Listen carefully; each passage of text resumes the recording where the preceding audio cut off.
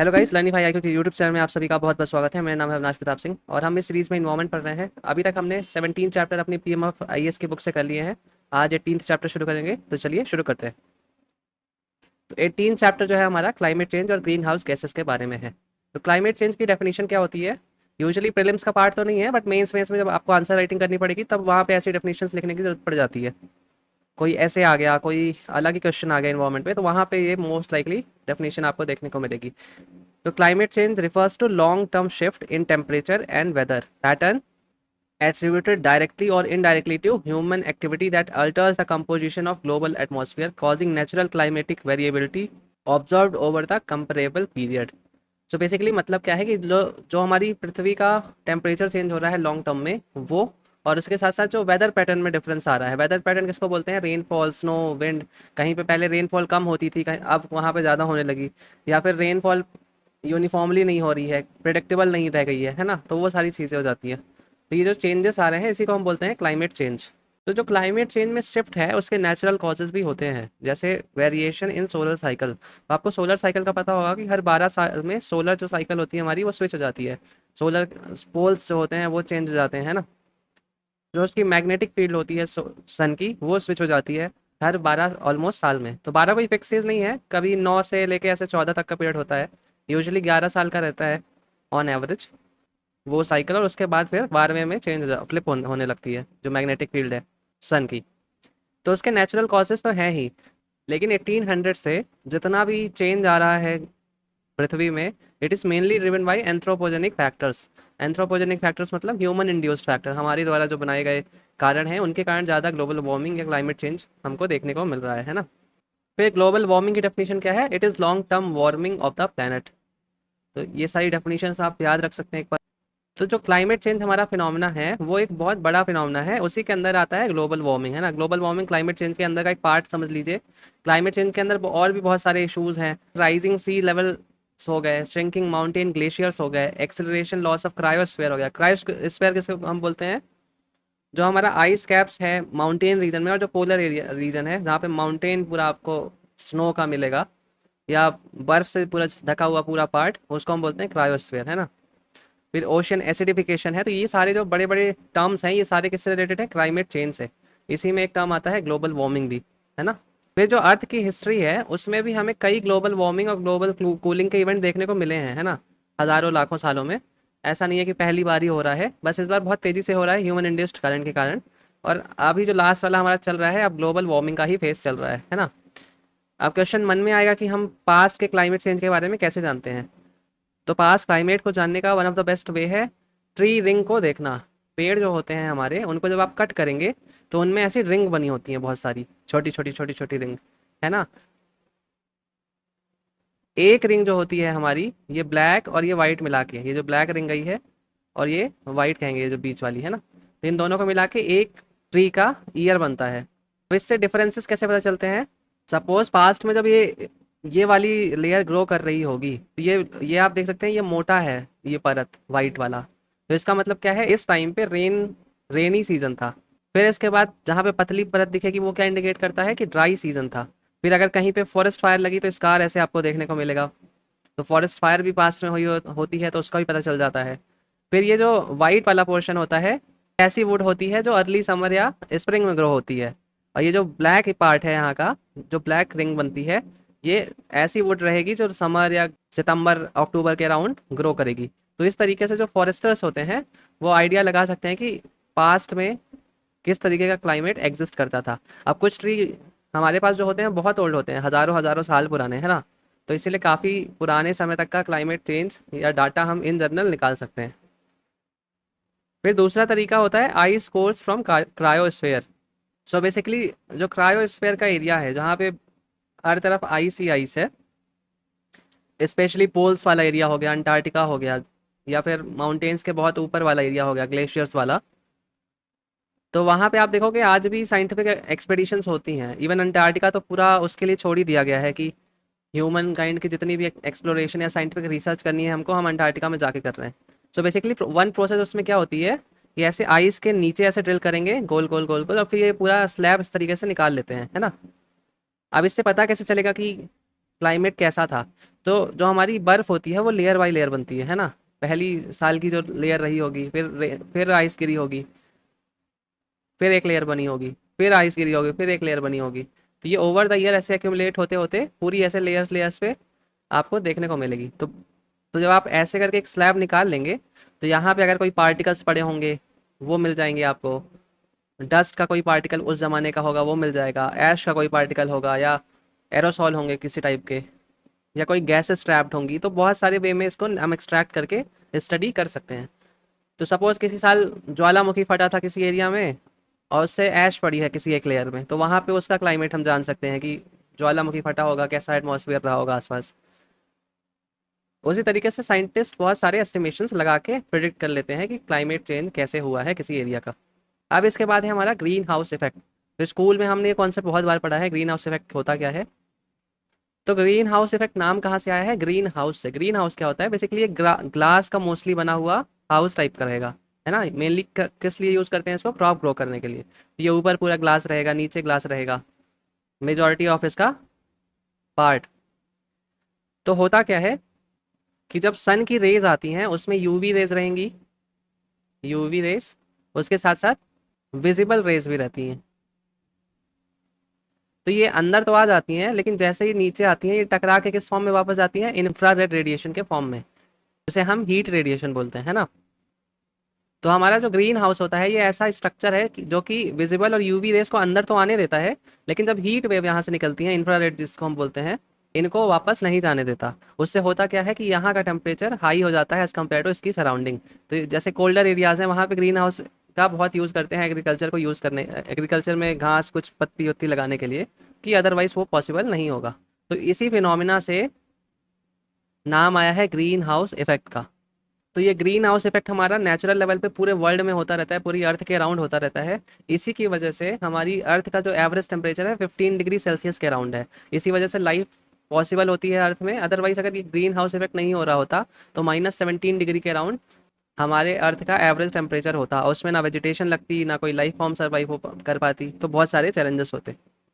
फिर इसके बाद है ग्रीन हाउस गैसेस। तो ग्रीन हाउस गैसेस ऐसी गैसेस होती हैं जो आउट गोइंग इंफ्रारेड रेडिएशन को कैप्चर करती हैं, आगे नहीं जाने देती। तो मतलब आने का जैसे हम बोलते हैं इनकमिंग, इनकमिंग में यूवी रेडिएशन आ रही है, विजिबल रेडिएशन आ रही है ना। और ये चेंज होकर किसके फॉर्म में वापस जाती है, जैसे हम बोलते हैं आउट गोइंग इंफ्रारेड रेडिएशन। इसको शॉर्ट वेव और लॉन्ग वेव के फॉर्म में भी आप देख सकते हो कि ये जो इनकमिंग होती है ये शॉर्ट वेव होती हैं और ये लॉन्ग वेव होती हैं। तो ये दोनों तरीके से इसमें यूपीएससी क्वेश्चन पूछता है प्रीलिम्स में। Out going long wave radiation को कैप्चर कर सकते हो। तो लॉन्ग वेव जब हम बोल रहे हैं तो ये इंफ्रारेड की बात कर रहे हैं हम, है ना, इंफ्रारेड। इसको हीट भी बोलते हैं, हीट वेव। तो बहुत सारे ऐसे नाम है, तो आपको ये सारे एसोसिएटेड टर्म्स याद रखने हैं ना। Infrared, heat wave, long wave, out going बोलते हैं इनको, इनको इनकमिंग बोलते हैं, शॉर्ट वेव बोलते हैं, यूवी रेडिएशन भी बोल देते हैं, इनकमिंग, इनकमिंग विजिबल भी बोल देते हैं। तो ये आती हैं हमारे इस फॉर्म में, जाती अर्थ से रिफ्लेक्ट होकर इस फॉर्म में है। और ग्रीन हाउस गैसेस का काम है कि इनको ट्रैप करना। सपोज यहाँ पे ग्रीन हाउस गैसेस हैं एटमॉस्फेयर में, तो जब ये वापस जाने लगेंगी तो इनको ट्रैप कर देंगी, और ट्रैप करते ही वापस भेज देंगे नीचे। अदरवाइज यहीं रह के ये हीट होंगी, है ना, पूरे अर्थ का टेम्परेचर हीट करेंगी।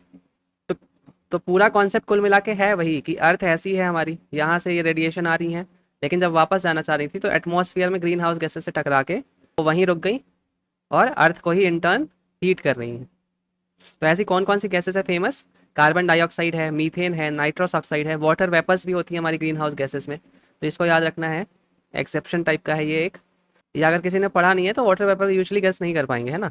तो वाटर वेपर भी बहुत ज़्यादा हीट को ट्रैप करते हैं, तो इसको याद रखना है आपको। फिर क्लोरोफ्लोरोकार्बन्स हैं। तो ये कुछ हमारी फेमस ग्रीन हाउस गैसेज हैं। फिर ग्रीन हाउस गैसेज से एक एसोसिएटेड टर्म है जिसको हम बोलते हैं ग्लोबल वार्मिंग पोटेंशियल और lifetime of greenhouse gases. तो ग्लोबल वार्मिंग पोटेंशियल को GWP हम बोलते हैं। It is the heat absorb by any greenhouse gases in atmosphere as a multiple of heat that would be absorb by same mass of CO2। तो suppose करो 1 kilo CO2 जितना heat absorb करता है, उसी के comparison में देखेंगे कि 1 किलो मीथेन कितना एब्जॉर्ब करेगा, है ना। इसीलिए CO2 को हम 1 की तरह ट्रीट करते हैं कि इसका GWP CO2 का 1 है। तो यहाँ पे आप डाटा देख सकते हैं कि कार्बन डाइऑक्साइड का GWP 101 है। GWP 100 का मतलब क्या है कि हम 100 ईयर्स के लाइफ टाइम में देख रहे हैं, है ना, कि 1 किलो ऑफ CO2 100 साल के पीरियड में कितना गैस को ट्रैप करेगी, कितना हीट करेगी, है ना। इसीलिए GWP 100 है। एक सिंपल GWP है जिसको हम आगे देखेंगे। तो ये डिफरेंस दोनों में याद रखना है कि अभी हम किसकी बात कर रहे हैं, GWP 100 की, मतलब 100 साल के इंटरवल में क्या डिफरेंस है। तो कार्बन डाइऑक्साइड का लाइफ टाइम आप देख सकते हैं 50 से 200 साल तक रहता है। मतलब ये इतने साल तक जिंदा रहेगी बिफोर डिस्ट्रॉइंग या चेंजिंग इनटू अदर फॉर्म। फिर मीथेन होती है, इसका GWP क्या है, 28 times of that of carbon. इसका मतलब क्या हुआ कि 1 किलो जो CO2 जितना हीट कैप्चर करती है, वहीं 1 किलो मीथेन उसके 28 गुना ज़्यादा हीट कैप्चर करती है। तो ये ज़्यादा खतरनाक है। लेकिन इसकी लाइफ टाइम कम है। उसकी वजह से क्या होता है कि उतनी डेंजरस नहीं है methane as compare to CO2। Dangerous in the sense कि कंट्रीब्यूट अभी उतना नहीं कर रही है। अदरवाइज अगर इसका हल्का सा भी ज़्यादा होता मीथेन का लाइफ टाइम, तो सबसे डोमिनेंट गैस यही होती, मीथेन ही, जो ग्रीन हाउस गैस है। अभी कार्बन डाइऑक्साइड है हमारी सबसे, जिसके पास सबसे ज़्यादा पोटेंशियल है हीट करने का। फिर नाइट्रस ऑक्साइड का देख सकते हैं, 265 टाइम्स है कार्बन डाइऑक्साइड के कंपैरिजन में। इसका लाइफ टाइम भी 120 ईयर्स का है। फिर हाइड्रोफ्लोरोकार्बन्स है, 140 से 11,700 गुना ज़्यादा तक कैप्चर कर सकती हैं। 1 साल से 270 साल तक की लाइफ टाइम। PFCs का है, देख सकते हैं 6,500 से 9,200, 800 से 50,000 साल तक रहती हैं एटमॉस्फेयर में। फिर सल्फर हेक्सा फ्लोराइड है, सबसे ज़्यादा इसी का है 23,900, और लाइफ टाइम क्या है 3,200। लेकिन ये सारे इतना हाई होने के बावजूद क्यों नहीं है, क्योंकि इनकी क्वांटिटी बहुत कम है ना, क्वांटिटी इज़ वेरी लेस। इसीलिए इनका जो अभी कंट्रीब्यूशन है इन ग्लोबल हीटिंग फिर भी कम है। नहीं, इस तरीके के डाटा और इस तरीके का जो पोटेंशियल है टू कैप्चर हीट, पूरे वर्ल्ड के लिए ही डिजास्टर हो। अगर कोई HFC बनाने लगे, अंधाधुन छोड़ने लगे सपोज करिए एटमॉस्फेयर में, तो इतने इजिली ग्लोबल वार्मिंग आ सकती है कि we can not even anticipate the results. यहाँ पे आप देख सकते हैं अभी कितना कितना इनका पोटेंशियल है। तो कार्बन डाइऑक्साइड का 60% है, फिर मीथेन आती है, फिर CFCs आती हैं, फिर नाइट्रस ऑक्साइड आती है। तो ये पूरा इनका पोटेंशियल है। फिर इनके सोर्स भी देख सकते हैं और कॉजेज भी देख सकते हैं। तो इनके हम लोग पास्ट में भी कई लेक्चर्स में देख चुके हैं, तो इसकी आप एक बार रीडिंग कर लीजिएगा। वही सारे सोर्स हैं जो हमने पहले देखे थे। तो ये सिंपल GWP है। It is the measure of global warming potential of greenhouse gases by considering there varied life time in atmosphere. ये 2018 में इंट्रोड्यूस किया गया था COP24 में एट UNFCCC। तो डिफरेंस देख सकते हैं आप। तो GWP 100 है हमारा, वो 100 साल के फ्रेमवर्क में डिसाइड करता है गैस का पोटेंशियल, और ये किसी भी पीरियड में डिसाइड कर सकता है ना।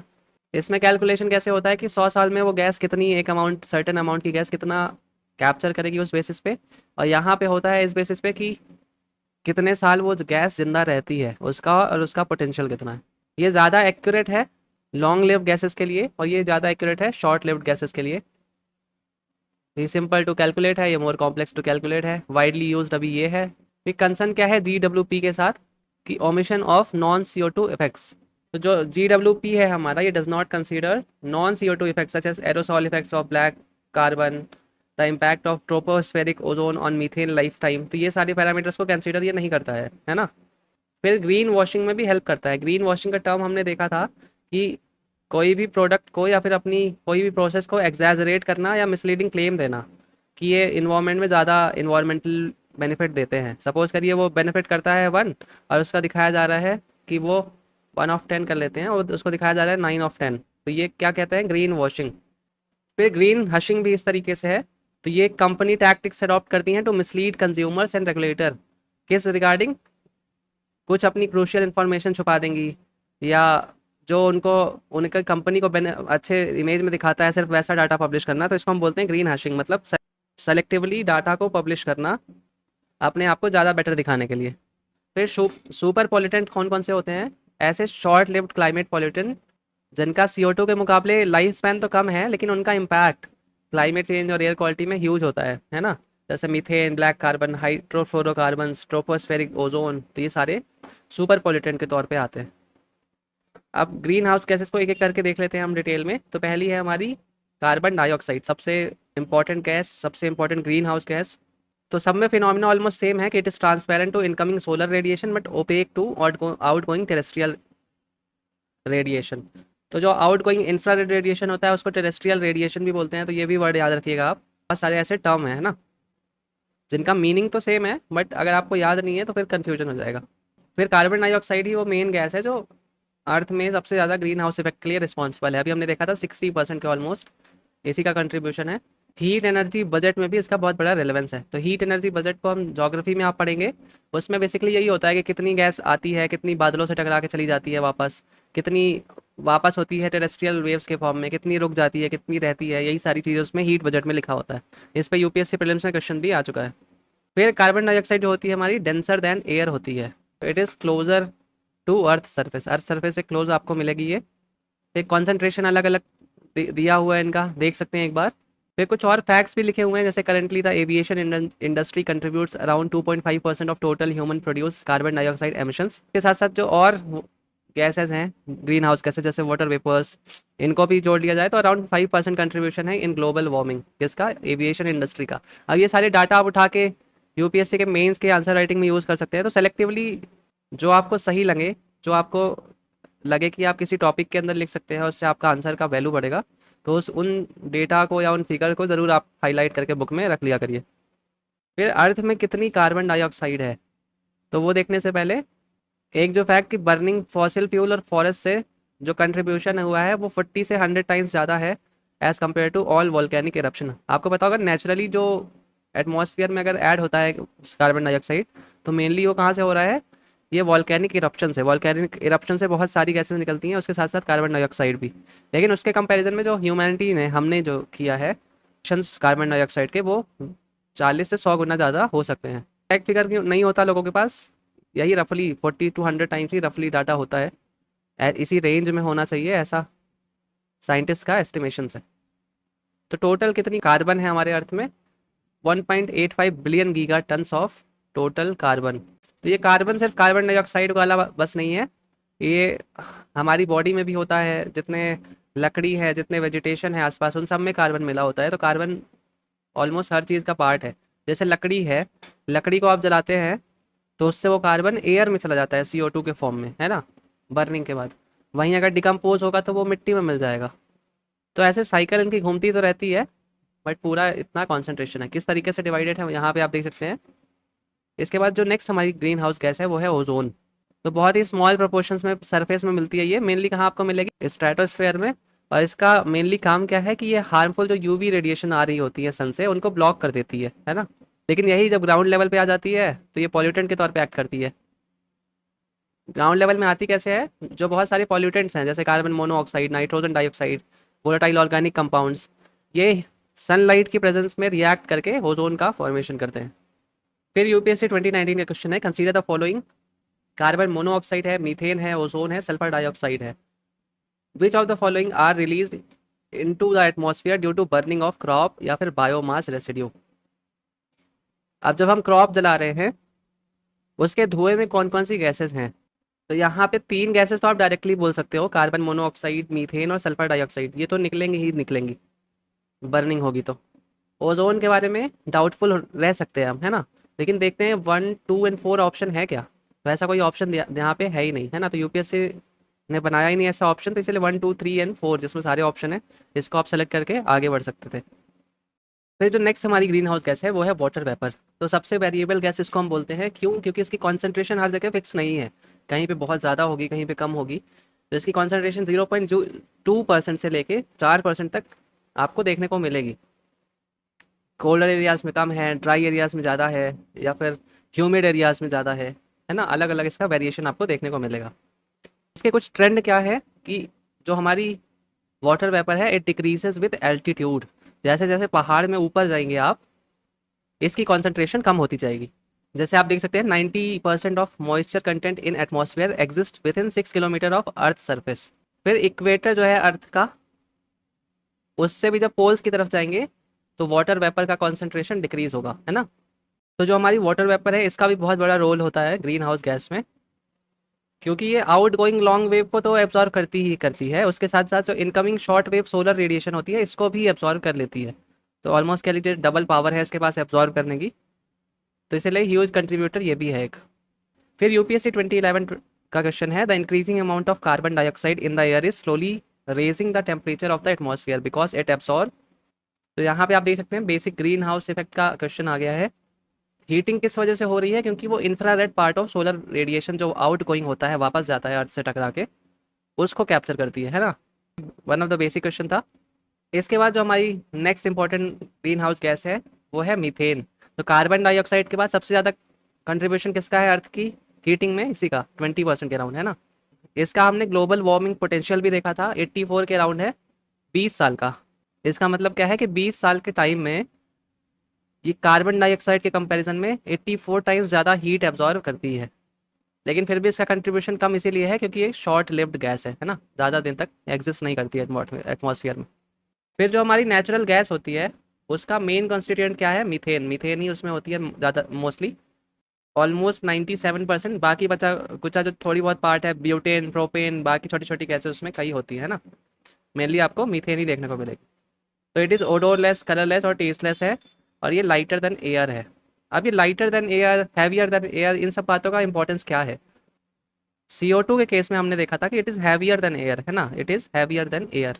तो एयर अगर ऊपर रहेगी तो ये नीचे आ जाएगी। ये सारी इन्फॉर्मेशन हमारी लाइफ के लिए इन जनरल भी इंपॉर्टेंट है, एग्जाम में आएगा तो ठीक ही है, अदरवाइज हमारी अपनी पर्सनल सेफ्टी के लिए इंपॉर्टेंट है। हम किसी क्लास में, रूम में अगर पढ़ रहे हैं, सपोज करिए उसमें आग लग जाती है ना, तो इवेंचुअली होगा क्या कि जो इससे कार्बन डाइऑक्साइड निकलेगी वो आके नीचे सेटल होगी एयर के। एयर मतलब कहीं बीच में लाई करेगी, ऊपर धुआं रहेगा, बीच में एयर, और एकदम नीचे।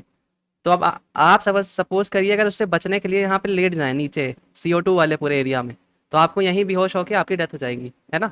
तो पर्सनल सेफ्टी के लिहाज से भी ये सारी इन्फॉर्मेशन इंपॉर्टेंट होती है कि कौन सी गैसेस लाइटर है एयर से, कौन सी हैवियर है। CO2 के बारे में अगर आपने पढ़ लिया तो अब आपके दिमाग में आएगा, कभी भी आग लगती है, कभी भी ऐसी सिचुएशन में अगर फंस जाता है इंसान बाई बैड लक या जो भी रीज़न से, तो उस केस में हमको याद रहेगा कि हमें एकदम नीचे लाई नहीं करना है जहाँ पे CO2 की पूरी लेयर हो सकती है ना।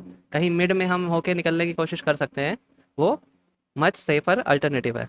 फिर इसी तरीके से मीथेन के बारे में लिखा है कि it is lighter than air. तो यहाँ पे मीथेन के बारे में चिंता करने की ज़रूरत क्यों नहीं है, क्योंकि मीथेन फ्लेमेबल गैस होती है। जैसे ही अगर मीथेन यहाँ पे आई तो आग के साथ वो जली जाएगी। तो मीथेन तो आपके नोज़ में वैसे भी नहीं जाएगी। हालांकि बर्निंग से बहुत सारी और गैसेस भी निकलती हैं जो हार्मफुल हैं, उनके इम्पैक्ट अलग अलग हम पढ़ते जाएंगे।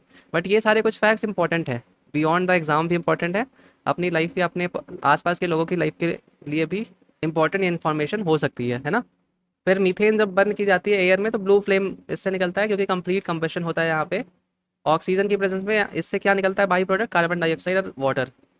फिर इसके बाद एक लिक्विड है हमारा आइसोप्रीन, ये नेचुरली भी निकलता है मेनली, और उसके साथ साथ कुछ अमाउंट में ह्यूमन मेड भी होता है। तो इसकी वजह से मीथेन का कॉन्सेंट्रेशन भी बढ़ता है। अगर एक्सेस अमाउंट में आइसोप्रीन निकल रहा है तो वो भी इन टर्न आखिरी में क्या करता है, मीथेन की कॉन्सेंट्रेशन को बढ़ाता है। तो मोस्टली ये किसके द्वारा प्रोड्यूस किया जाता है नेचर में, by plants and some algae and bacteria.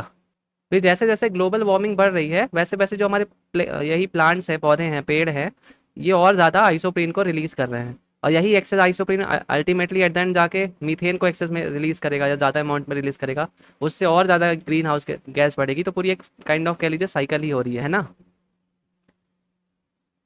फिर ह्यूमन मेड तरीके से कैसे निकलता है, कंबशन ऑफ फॉसिल फ्यूल हो गया, प्रोडक्शन ऑफ पेट्रोलियम प्रोडक्ट्स हो गया, सिंथेटिक रबर अगर आप बना रहे हैं उसमें भी निकलता है आइसोप्रीन। तो मैन मेड वे में तो कम ही निकल रहा है, मेनली ये निकलता है नेचुरली। यूज़ कहाँ होता है इसका, isoprene is use in natural and synthetic rubber adhesive pharmaceuticals and fragrances. It is main component of natural rubber, है ना। यही एक्सेस में हो जाए तो ग्राउंड लेवल ओजोन फॉर्मेशन होता है, सेकेंडरी ऑर्गेनिक एरोसॉल फॉर्मेशन होता है, क्लाइमेट चेंज जैसे मीथेन का मैंने बताया कि मीथेन लेवल को ये बढ़ाता है, तो इससे भी ये सारी प्रॉब्लम्स आती हैं। अब कहने को तो ये है नेचुरल प्रोडक्ट है ना, मेनली कहाँ से निकल रहा है, प्लांट से निकल रहा है। लेकिन ग्लोबल वार्मिंग का इम्पैक्ट ऐसा है कि ये भी ह्यूज अमाउंट में निकाल रहा है और रिलीज़ कर रहा है एटमॉस्फेयर में आइसोप्रीन प्लांट्स, और वही जाके अल्टीमेटली मीथेन के लेवल्स को बढ़ा रहा है और ग्रीन हाउस गैस बढ़ रही है। तो एक साइकिल, विशियस साइकिल चल रही है। फिर जो हमारे ग्लोबल फूड सिस्टम है उससे मीथेन कैसे निकलता है। तो जो हमारे फूड सिस्टम है, अब इसमें सब आ गया, फैक्ट्रीज आ गया, एग्रीकल्चर आ गया, और भी जो जो सोच सकते हैं आप फूड से रिलेटेड, वो सारे इसमें आते हैं। तो इनसे around 1/3 of global green house gas emissions होता है। कैसे होता है, आपको पता होगा कि जब हमारे फूड सड़ते हैं, है ना, फूड हो गया, एनिमल वेस्ट हो गया, बायोमास हो गया, तो क्या रिलीज करता है, मीथेन। हमने ये पढ़ा भी अपने पुराने लेक्चर्स में, यहाँ से निकल रहा है। उसके बाद जो लाइव स्टॉक आप रेज करते हैं, हमारी गाय हो गई, उनके पेट से भी निकलता है ये, जब वो खाना खाती हैं। तो बहुत सारी ऐसी सोर्सेस हैं फूड सिस्टम से रिलेटेड जहाँ से मीथेन ह्यूज अमाउंट में ऐड हो रही है। फिर आईपीसीसी की एक रिसर्च भी बोलती है कि at least quarter of today's global warming, उसके लिए कौन मीथेन रिस्पॉन्सिबल है। उसके बाद लाइफ स्टॉक सेक्टर में पहले एक बिलीफ होता था कि जो काऊ का पार्ट होता है उसमें ज़्यादा, उससे ज़्यादा गैस ये निकलती है मीथेन और ऐड होती है एनवायरमेंट में। बट काऊ की जो ब्लेंचिंग है, ब्लेंचिंग का मतलब वही हो गया जो हम डकार लेते हैं है ना मुंह से। तो काऊ भी ऐसे लेती हैं, जब वो खाना खाती रहती हैं तो उनके मुंह से भी गैस निकलती है उसी प्रोसेस में, तो फर्मेंटेशन में। तो इन लोगों ने स्टडी की होगी तो उनके मुंह से ज़्यादा कंट्रीब्यूशन हो रहा है एज़ कम्पेयर टू। हालांकि ये सारे इंपॉर्टेंट हैं नहीं फैक्ट, एक बार आपकी रीडिंग के लिए, ठीक है। तो इस लेक्चर में यही रखा। Thank you for watching the video, like और सब्सक्राइब कर दीजिए ताकि जब नेक्स्ट वीडियो आए उसके नोटिफिकेशन आपको इजीली मिल जाए। Thank you.